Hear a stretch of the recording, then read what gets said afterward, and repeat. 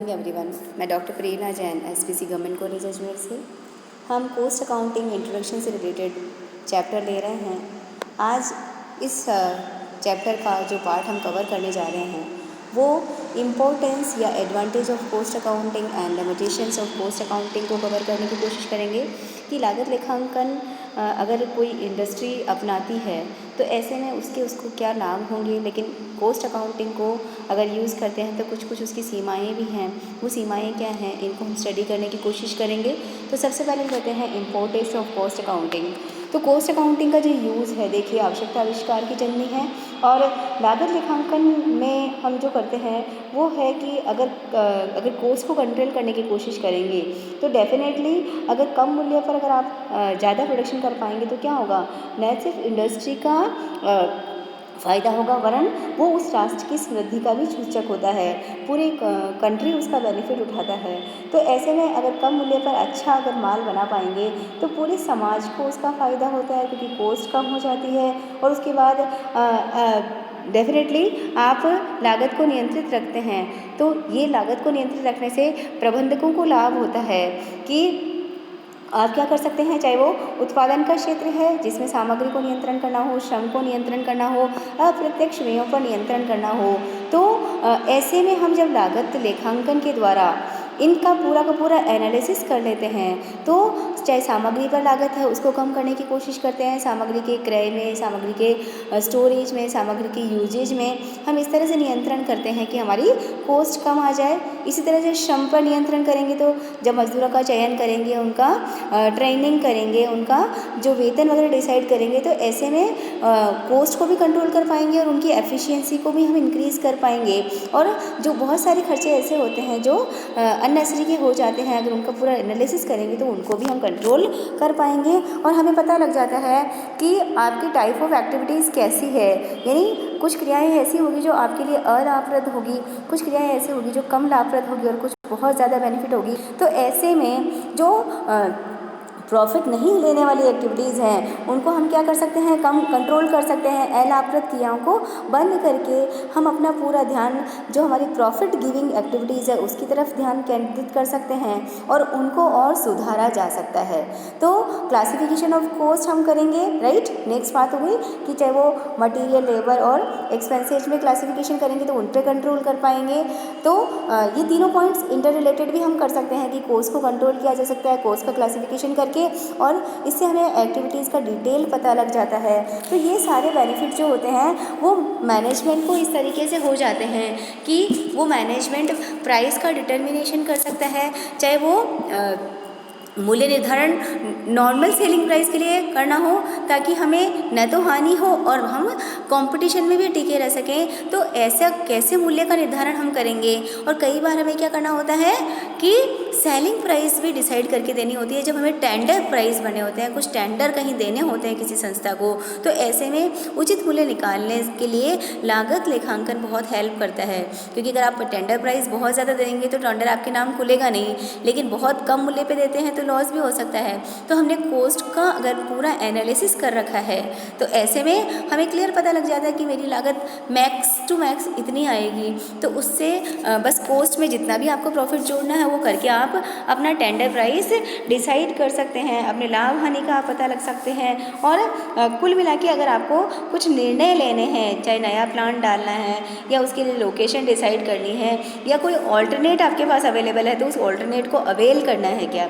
जैसे कई बार आपको ये डिसीजन लेना होता है कि कोई प्रोडक्ट है तो आपको ये डिसीजन लेना है कि वो प्रोडक्ट हम अपने कारखाने में बनवाएं या बनी उस स्टेज तक का बना हुआ बाज़ार में भी अवेलेबल है तो क्या बना बनाया खरीद लें हमारे रॉ मटेरियल को, या उस रॉ मटेरियल को भी हम एक प्रोसेस लगाकर बनाते हैं। तो यह सारा का सारा डिसीजन लेने के लिए मैनेजमेंट को इसका फ़ायदा मिलता है और कर्मचारियों को भी इसका लाभ होता है। बहुत सारे पॉइंट्स आप और भी ऐड कर सकते हैं कि उन्हें जब कॉस्ट का एनालिसिस पूरा हो जाता है तो कुल मिला के पता लग जाता है कि जो मजदूर अच्छा काम कर रहे हैं, आगे आप जाके चैप्टर्स पढ़ेंगे, material cost control, labour cost control, overheads cost control, तो उन डिटेल से आपको पता लग जाएगा कि जो मजदूर अच्छा काम करते हैं उनके लिए हम incentive schemes, bonus scheme introduce कर सकते हैं। तो मज़दूरों को भी लाभ होता है। और अल्टीमेटली कुछ स्टैंडर्ड्स अगर हम फिक्स करना चाहते हैं तो हम देख सकते हैं कि भाई कोस्ट के स्टैंडर्ड्स या सेल्स से रिलेटेड स्टैंडर्ड्स हम फिक्स करना चाहते हैं, तो फिक्स करने के लिए हमारा जो बेसिक कोस्ट है उसका कंसेप्ट स्टडी करना हमारे लिए यूज़फुल हो जाता है। लेकिन डेफिनेटली हर एक सब्जेक्ट में अगर उसके कुछ फ़ायदे हैं तो उसकी कुछ लिमिटेशंस, उसकी कुछ सीमाएं भी हैं। और सीमाएं यहाँ पर जो होगी वो नॉर्मली प्रैक्टिकल डिफ़िकल्टीज़ होगी, लिमिटेशंस की बजाय हम ये कह सकते हैं कि व्यावहारिक कठिनाइयाँ आती है। क्योंकि कई बार ऐसा होता है कि जो पोस्ट अकाउंटिंग की जो बात करते हैं तो यहाँ पर पहला पॉइंट हम ये कह सकते हैं कि लेक ऑफ यूनिफॉर्मिटी। देखिए कोस्ट अकाउंटिंग की जब पूरा टेक्निक्स जब आप आगे पढ़ेंगे ना, जैसे मैंने बेसिक पहले एक लेक्चर में आपको बताया भी था, नाम वगैरह बताए थे, तो यहाँ पर हर एक इंडस्ट्री स्पेसिफिक कोस्ट अकाउंटिंग का टेक्निक होता है। जैसे फाइनेंशियल अकाउंट में तो हमने कहा कि अगर हम डबल एंट्री सिस्टम यूज़ करेंगे तो हमें क्या करना होगा, एक जैसा ही फॉर्मेट यूज़ करना पड़ेगा। लेकिन कोस्ट अकाउंटिंग में अगर आप प्रोसेस के अकॉर्डिंग प्रोडक्शन करते हैं तो प्रोसेस अकाउंटिंग करेंगे, अगर आप सर्विस प्रोवाइडर है तो आप ऑपरेटिंग कोस्टिंग यूज़ करेंगे।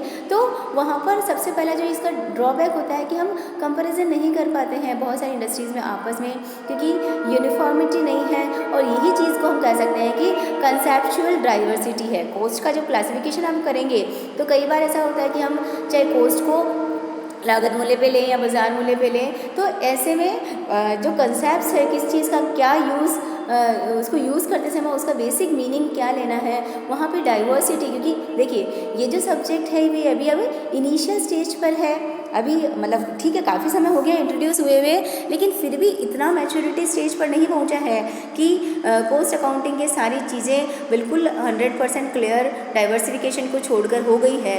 तो ऐसे में कुछ लिमिटेशंस इसकी हो जाती है। नेक्स्ट पॉइंट ये है इम्पोर्टेंटली जो बहुत सारी इंडस्ट्रीज इसलिए इसको यूज़ नहीं करती है जब तक कि गवर्नमेंट के जोर नहीं हो, गवर्नमेंट कंपलसरी नहीं कर दें कि ये जो कोस्ट अकाउंटिंग का टेक्निक है इसको यूज़ करना कॉस्टली अफेयर है। अब सपोज कीजिए आप बना तो 1000 यूनिट से रहे हैं और उसके लिए आपने अपने यहाँ कोस्ट अकाउंटेंट अपॉइंट कर दिया है, 2-4 स्टाफ मेंबर्स आपने अपॉइंट कर लिए जो पता करेंगे कि मटेरियल अगर आपको लाना है तो सबसे सस्ता कहाँ से मिलेगा, सबसे अच्छा कहाँ से मिलेगा और कब खरीदना चाहिए। उसके लिए आपने स्टोरेज वगैरह भी बना ली कि ज़्यादा खरीदेंगे तो हमें डिस्काउंट मिलेगा। लेकिन किसी भी चीज़ को अगर आप यूज़ करेंगे तो क्या करना पड़ेगा, उस पर खर्चे भी तो होंगे। तो फ़ायदा तो 1000 तो यूनिट बना लिया और उसके लिए आपने इतना सारा सेटअप कर लिया है, तो ये जो सेटअप की कॉस्ट आती है या पूरा डिटेल स्टडी करने की जो कॉस्ट आती है वो आप उतनी सी यूनिट्स को आप बेचेंगे तो उससे क्या लाभ कमा पाएंगे। तो जो कॉस्ट अकाउंटिंग है वो क्योंकि इस पर हैवी कॉस्ट लगती है इसके इंस्टॉलेशन पे, इसके लिए आपको सेपरेट बुक्स रखनी पड़ेगी, पर्टिकुलर फॉर्मेट्स आपको छुपाने पड़ेंगे, कुछ पर्टिकुलर रिपोर्ट्स आपको बनानी पड़ेगी। तो ऐसे में हम इसमें काफ़ी खर्चा लग जाता है। और वही नेक्स्ट पॉइंट वही है, लेक ऑफ यूनिफॉर्मिटी से रिलेटेड है कि डबल एंट्री सिस्टम इसमें नहीं लग पाता है। लिखने के अलग अलग तरीके हैं, डेवलपिंग स्टेज पर ये हमारा कॉस्ट अकाउंटिंग है। और वेरिएशन रिज़ल्ट को भी हम कह सकते हैं कि अलग अलग तरीके से बेसिकली रिज़ल्ट अलग अलग तरह के आएंगे। और सबसे इम्पॉर्टेंट एक पॉइंट और यहाँ पे कह सकते हैं कि जो टॉप मैनेजमेंट है वो भी कई बार ऐसा होता है कि इसको यूज़ नहीं करना चाहता है, क्योंकि क्योंकि वो चाहता है कि मैनेजर के पास बहुत सारे पावर्स हमारा चले जाएंगे। और मैनेजर्स के पास जब बहुत सारे पावर्स चले जाते हैं तो ऐसे में वो ये सोचते हैं कि नहीं इतना ज़्यादा डिटेल स्टडी कर लिया तो सबको सब बातें पता लग जाएगी। तो सोच की कमी की वजह से भी कॉस्ट अकाउंटिंग यूज़ नहीं हो पाता है। हमारा अकाउंटिंग स्टाफ भी इसका अपोज करेगा। और कई बार ऐसा होता है कि जो हमारे फॉरमेन्स होते हैं, जो सुपरवाइजर्स होते हैं, वो भी इसका विरोध करते हैं क्योंकि उनको लगता है कि हमारा काम बहुत सारा बढ़ जाएगा। इसके लिए पर्टिकुलरली आपको ट्रेनिंग अरेंज करनी पड़ेगी। वर्तमान स्टाफ को आप प्रशिक्षित करेंगे तो उसके भी खर्चे आपको लगेंगे। और अगर नया स्टाफ अपॉइंट करते हैं तो वैसे ही कोस्ट की जो एनालिसिस टेक्निक, कोस्ट का कंट्रोल टेक्निक, कोस्ट रिडक्शन की टेक्निक, इनको सिखवाने के लिए हमें प्रशिक्षित स्टाफ या तो करना पड़ेगा, या तो अभी वाला स्टाफ तो उसके लिए इंटरेस्टेड नहीं होगा कि हमारा काम बढ़ जाएगा। और नया स्टाफ अपॉइंट करते हैं तो जो एग्जिस्टिंग स्टाफ है उसका वो अपोजिशन हमें मिलेगा। तो इस तरह से कुछ पॉइंट्स यहाँ लिखे नहीं हैं पर ये बहुत सारे पॉइंट्स हम यहाँ पे लिमिटेशंस में ऐड कर सकते हैं। तो ये कुछ बातें हैं जो हमारा कॉस्ट अकाउंटिंग पर लिमिटेशंस या हमें कह सकते हैं कि इसकी सीमाएं हैं।